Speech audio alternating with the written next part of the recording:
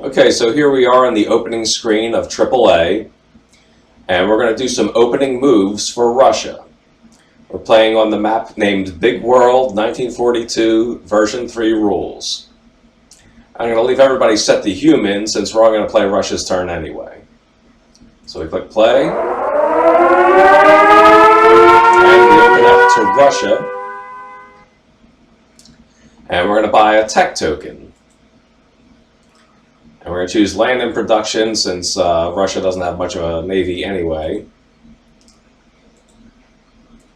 Buy one tech token, it costs us $5, leaving us with 30. It's worth it to buy the one because you get a roll every turn until you get something, if you ever get something. So it only costs you that $5 for the whole game. It's nice to get something for Russia. So we'll click OK. We rolled a 2, but that's okay. We'll get a roll every game, every turn, until we get something. So click OK. And on Russia's first turn, I like to buy a plane. So I'll buy a fighter plane,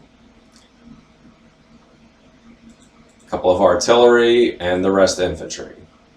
We have nothing left. Click Done. So I have 4 infantry, 2 artillery, and a fighter plane. And click Done there. Now it's our combat move. What I like to do on the first turn, of course, is to take all 3 of these territories that border our production territories of Leningrad, Moscow, and Stalingrad. I also like to take out Finland too. It borders Leningrad. You don't have to take it, and it's kind of risky to take it, but I just like to do it. For one, it gives you something to do with this transport up here, otherwise you never get to use it. You can bring these 2 guys from the rear into Finland. So let's move that, put these 2 guys on board, bring them forward, and they land in Finland. And we'll bring these 3 guys, plus the fighter plane.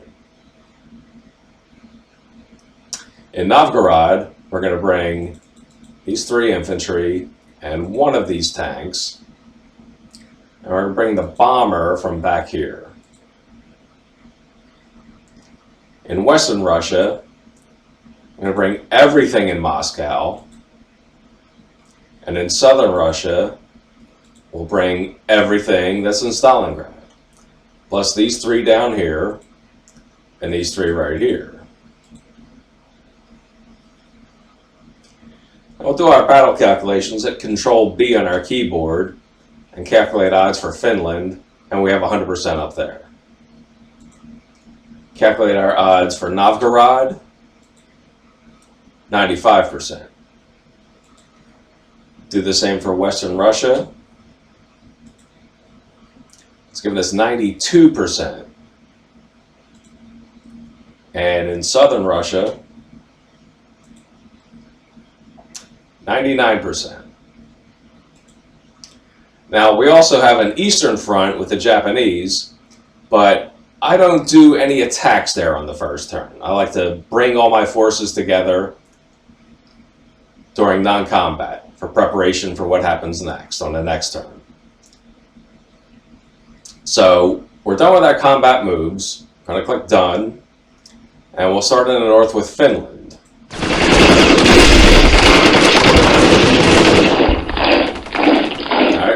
There didn't take any casualties.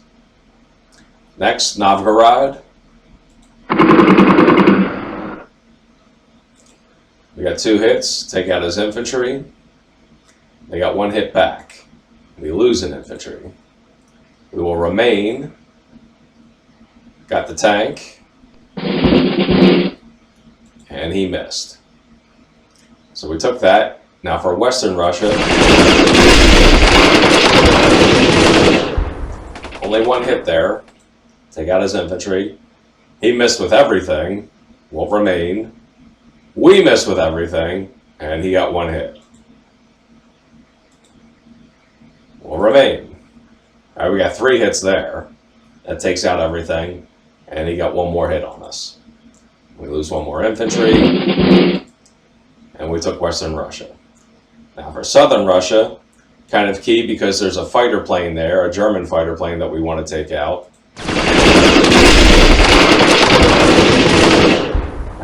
more hits, which is everything but the plane.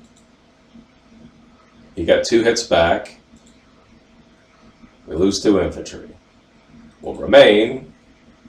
Take out the plane, it gets 1 more hit.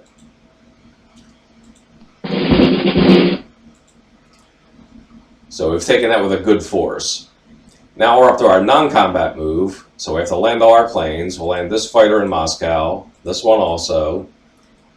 The bomber, I like to land in the Caucasus, because then it's 1, 2, 3 spaces away from this sea zone, and this one, and this one.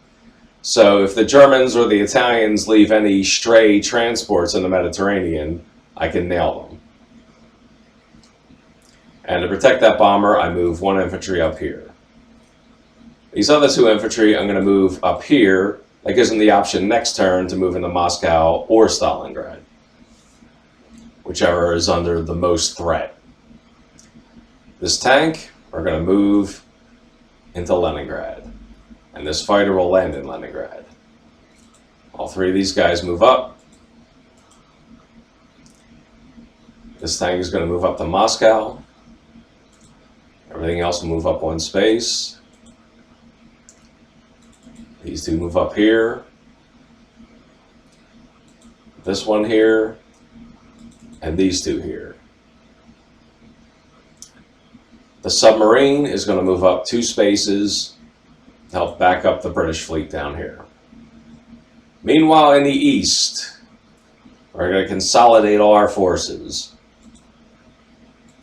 All of these will move here. Both of these move here. This moves here. And this moves here. So you have 8 men and a tank in this space. This guy moves up here. This will move toward the front, and so will this. I like to keep a strong force up here to distract the Japanese. They'll easily take this, which is worth 2, but everything after that is worth 1 or nothing. A lot of these territories are worth nothing.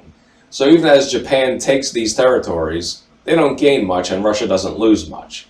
So I tend to slowly back away from this front and look for targets of opportunity, like maybe a tank trying to zip forward and you just slam it and nail it. By keeping a large force up here, the Japanese are distracted from attacking China or India. Now, one thing you could do on your opening moves is move these into China to help back up China that way. But I think it's better to move them up north this way, because the more you have up here, the more the Japanese move up here, and the less they'll have focusing on China, or India for that matter. Just something to keep in mind, and it's the way I like to do it. So we're done with our non-combat. We hit done, and we're going to place our new stuff.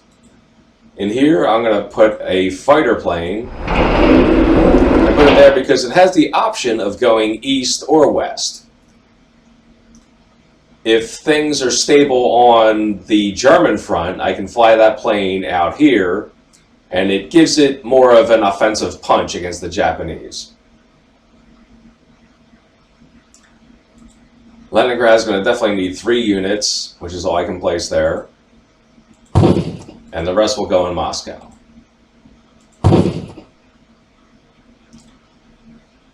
We click done. We make $46. So next turn, we'll buy another plane. I like to build up the Russian Air Force. With that plane, we'll have $36 remaining, and with that we can buy plenty of ground units, tanks and men and artillery. And we click OK. And one thing I'd like to point out is the objectives. Russia has one of its objectives giving it a bonus $5 in this game. It gets that $5 as long as it holds Arkhangelsk, which is this territory in the north right here, and as long as no Allied troops are in Russian territory, they'll get that money. And I figure for that $5, the plane they buy every turn is really only costing them about $5. So it's worth it to buy the planes, because tanks, they tend to attack and then get crushed on the next turn by Germany's counter move. Meanwhile, with planes, they also attack with threes, and they get to flee from the battle, so they live to fight another day. So dollar for dollar, they're a better investment than tanks are. Just the way I see it. Anyway, those are the opening moves for Russia. I hope you liked the video. Thank you for watching.